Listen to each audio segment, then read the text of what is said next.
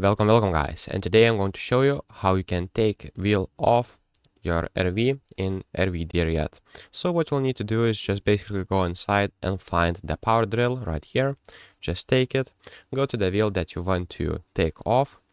I don't have right now I don't have a jack stand, but if you have jack stand you can use it.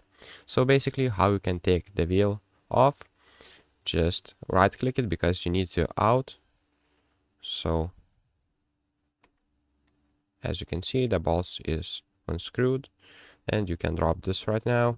You can take your wheel and drop somewhere else if you need, and to attach it, what you'll need to do is go next to RV and you'll see with the mouse that you can attach the wheel right here. Click on interact button, then take your power drill, and now you need to press in.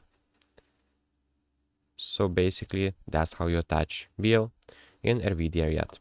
So this is the guide how to change wheel. If this video was helpful, please make sure to comment down below for the algorithm, and see you in the next one.